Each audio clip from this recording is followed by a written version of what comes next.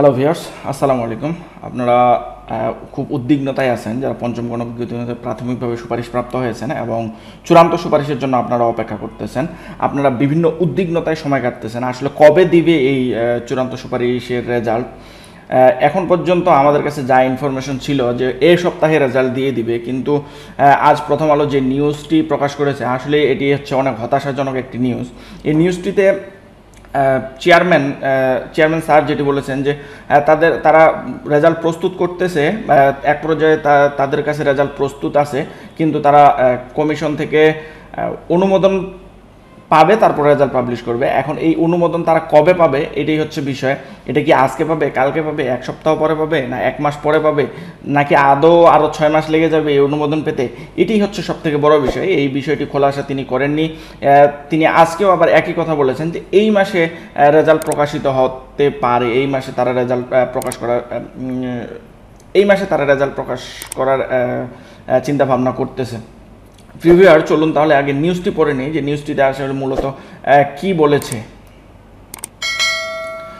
পঞ্চম গণবিজ্ঞপ্তির চূড়ান্ত সুপারিশের বিষয়ে যা জানা গেল। আজকের ডেট দেখেন 12 আগস্ট। বেসরকারি স্কুল, কলেজ ও মাদ্রাসার শিক্ষক নিয়োগের পঞ্চম গণবিজ্ঞপ্তির অনলাইন পুলিশ ভেরিফিকেশন ভিরোল পূরণের সময় ইতিমধ্যে শেষ হয়েছে।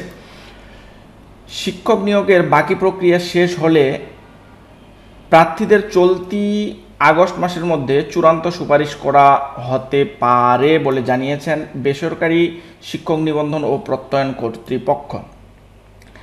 এনটিআরসি-এর সচিব ওবায়দুর রহমান আজ সোমবার সকালে প্রথম আলোকে বলেন, আমরা চূড়ান্ত সুপারিশের জন্য সবকিছু প্রস্তুত করছি। চূড়ান্ত সুপারিশের আগে মন্ত্রণালয়ের অনুমোদন লাগে, অনুমতি পেলেই সুপারিশ করা হবে। তিনি বলেন, আসলে বিষয়টা হলো পুলিশ ভেরিফিকেশনের পর চাকরি। আমরা আগের গণবিজ্ঞপ্তিগুলোতে পুলিশ ভেরিফিকেশন চলমান অবস্থায় নিয়োগ দিয়েছিলাম। কোনো প্রার্থীর খারাপ প্রতিবেদন পেলে ব্যবস্থা নেওয়া হবে।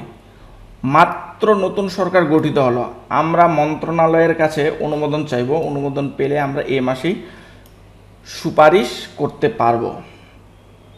ভিরোল ফর্ম পূরণের জন্য প্রার্থীর 24 জুলাই পর্যন্ত সময় দেওয়া হয়েছিল। সে সময় ইন্টারনেট বন্ধ থাকে, 31 জুলাই পর্যন্ত সময় বাড়ানো হয়েছিল। এই বিষয়ে বাকি বিষয়গুলো আপনারা জানেন, এগুলো না পড়তেছি আমি আর।